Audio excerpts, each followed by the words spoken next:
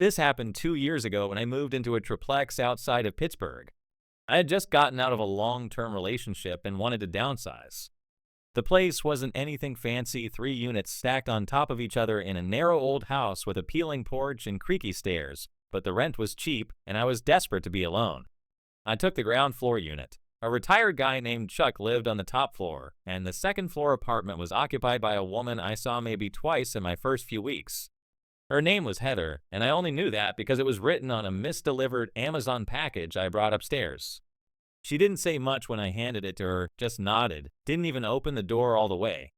Her hair was messy and unwashed, like she hadn't gotten out of bed in days, and I remember thinking maybe she was going through something. I tried not to judge. I was going through my own mess after all. The first weird thing I noticed was the pacing. My bedroom sat directly underneath her unit, and at night, almost every night, I'd hear footsteps back and forth, over and over, like someone wearing hard-soled boots was walking laps in a tight line across the same part of the floor. It didn't sound frantic, just methodical. I assumed she was restless, maybe dealing with insomnia or anxiety. Again, I wasn't about to complain.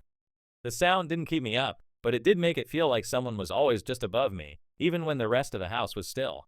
Then came the tapping. It started about a month after I moved in. Late one night, I was brushing my teeth in the bathroom, and I heard 3 slow taps on the ceiling, my ceiling, her floor. They were evenly spaced, deliberate. I froze. I hadn't made any noise. I wasn't even playing music. I just stood there and waited, and after about 10 seconds, tap, tap, tap, I looked up like an idiot, half expecting to see the ceiling move. I finished brushing, turned off the light, and tried to shrug it off. The next night, it happened again, around the same time. I decided maybe it was just old pipes or something expanding with the cold. But then it started happening during the day, too. Whenever I'd walk near that side of the apartment, the hall, the bathroom, the kitchen, I'd hear 3 slow taps. Sometimes on the ceiling, sometimes on the wall. Once, I swear, they came from behind the fridge. That's when I started to get uneasy. I knocked on her door a couple days later. No answer. I tried again a few days after that. Still nothing.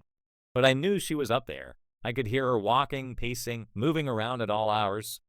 Sometimes she'd hum, low and breathy, just a single pitch drawn out like a drone. I started sleeping with white noise just to drown her out. One night, I came home late from a work event and noticed her apartment window was open. It was raining, and I could see the curtains blowing out like something from a horror movie. I went upstairs and knocked, hard this time. Still nothing.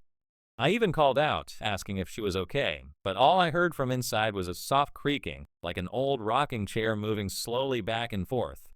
I called my landlord the next morning, told him I was a little concerned about the woman upstairs. He brushed it off, said she was quiet but harmless, and that she'd been there for years. Some people just like to be left alone, he told me. Maybe so, but then came the night I heard the whispering. It was past 1 a.m. I had just turned off the lights when I heard something, barely audible, like someone murmuring right over my head. I sat up in bed and held my breath. It wasn't just muttering. It was words. I couldn't make them out, but it was constant. I crept into the hallway and stood underneath the area where her bedroom would be, and I swear I heard her say my name. It was drawn out and slow, almost like a chant. Dan, Eel. That was the last straw. I slept in my car that night. The next morning, I ran into Chuck, the guy who lived on the 3rd floor, as he was coming down with a trash bag. I asked him if he'd noticed anything weird lately with the neighbor between us. He looked at me like I was crazy. "What neighbor?" he asked. "Heather," I said. 2nd floor. Chuck shook his head. "That place has been empty since fall. Heather moved out back in October. It was January." I didn't believe him. I couldn't believe him. I marched back inside, climbed the stairs, and knocked on her door again. This time I tried the handle.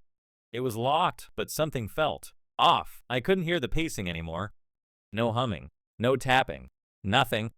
I called my landlord again, more forceful this time.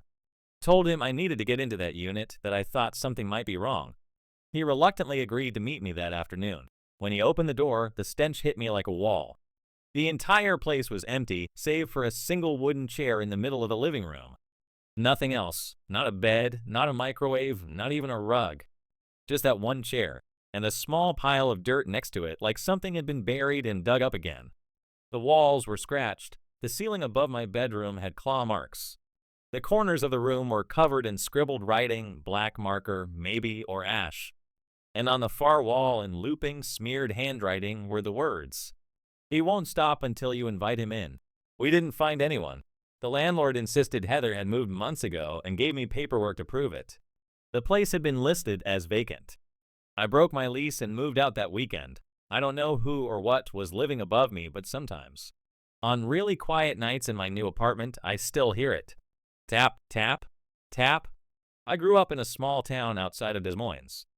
After college and a few years of living in apartments, my husband and I finally saved enough to buy our first house. It was a modest 3-bedroom at the end of a cul-de-sac with a small backyard that backed up to a wooded area. Quiet, clean, and filled with families, it felt perfect. Except for the neighbor. His name was Mr. Langley. He lived in the house directly to our right, and from the moment we moved in, something about him made me uneasy. He had to be in his late 70s, always wore the same faded green windbreaker, and had these tiny circular glasses that made his eyes look too large for his face. He never waved, never smiled, just stared. The first day we moved in, I caught him standing behind his front window, motionless, just watching us unload boxes. At first, I figured he was just an old man curious about new neighbors. But it didn't stop. Every time we were outside, mowing the lawn, washing the car, even just stepping out to grab the mail, he'd be there. Behind a curtain, on his porch, in his backyard. Always watching like it was his full-time job. At night, it was worse. From our bedroom window, I had a direct view of his backyard. There was this old, weather-beaten shed near the back fence, almost hidden behind some overgrown hedges. The first time I noticed it, I figured it was just storage. But then I saw the light. It was a faint reddish glow, like someone had hung up a heat lamp inside. And it would flicker, never fully on, never completely out, just pulsing softly. Always between 2 and 4 a.m. Every night. One night, I couldn't sleep. I got up, made tea, and walked out onto our back deck. The air was thick and humid, the kind of summer heat that makes everything feel slow. I turned toward Mr. Langley's yard, and that's when I saw him standing in front of the shed. No light on, no tools in hand, just standing, completely still. Facing the shed door, he didn't move for almost 5 minutes. I watched from behind our deck railing, clutching my mug and holding my breath. Then, slowly, he opened the shed door and stepped inside. And the red glow returned. The next morning, I told my husband. He laughed it off, said the guy was probably just weird and maybe had a hobby, woodworking or something. I wanted to believe him, but I couldn't shake the feeling that something was wrong. Over the next few weeks, I started noticing little things. Cats started disappearing from the neighborhood. We'd see flyers posted on telephone poles, "Missing, Bella, all black with white paws," or "Please help us find Mr. Whiskers," at least 6 in under a month. I mentioned it to a neighbor during one of our morning walks, and she said it wasn't the first time. She leaned in and whispered, "It always happens when the shed light comes back." I asked her what she meant, but she just shook her head and walked away. I didn't know what to think, but I knew I didn't feel safe anymore. Then one afternoon, I saw something that still gives me chills when I think about it. I was weeding the flower bed near our fence when I heard a soft squelch behind me. I turned and saw Mr. Langley standing on his side of the fence, no more than 6 feet away, holding a garbage bag. The bottom of the bag was wet. He just stared at me, not saying a word, before turning and walking back toward his house. I don't know how long he'd been there. I don't know what was in that bag. But the way he moved, it was slow, careful, like whatever was inside was fragile. I told my husband we needed to call the police. He said we had no evidence, so I did the next best thing. I bought a drone. I waited until the next night, well past midnight. My husband was asleep. I launched the drone from our deck and guided it silently into Mr. Langley's backyard, hovering near the shed. The red light was on. I eased the drone closer, careful not to hit any branches. When I got close enough to see the inside, I froze. There was a table, a big metal one like something out of a morgue. And on top of it, something wrapped in what looked like tarp. There were tools on the wall, bone saws, hooks, something that looked like a branding iron, and worst of all, a camera, mounted on a tripod, pointed at the table. I pulled the drone back immediately, nearly crashing it into a tree. I barely slept. The next morning, I showed the footage to my husband. His face turned pale. We agreed to report it anonymously. We didn't want to be involved directly, but we couldn't ignore it. We submitted everything, the drone footage, the timestamps, the videos of the red light patterns. 2 days later, there were police cars outside Mr. Langley's house. We watched from the living room, hearts pounding. They went inside, stayed there for hours. Eventually, they brought him out in handcuffs. No words, no fight. Just that same blank stare on his face. What they found was worse than anything I could have imagined. Turns out, Mr. Langley had once been a veterinarian. Lost his license decades ago for unethical experimentation. The shed? It was a private operating room. They found remains, animals, mostly. But there were rumors of something else, something unconfirmed that the news didn't report. All I know is this: after he was taken away, they sealed off the shed. And then 2 nights later, the red light came back on. Only for a moment. Just a faint flicker. And then it was gone.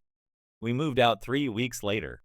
Back in 2015, I rented a small apartment above a detached garage in a quiet neighborhood outside Charleston, South Carolina. I was 22 at the time, just out of college, working remotely, and trying to save up for grad school. The unit was cheap, cozy, and tucked away behind a larger house owned by a woman named Mrs. Whitaker. She was in her late 60s, soft-spoken, always wore lavender perfume, and knitted on her porch. At first, she seemed like your typical sweet Southern landlady.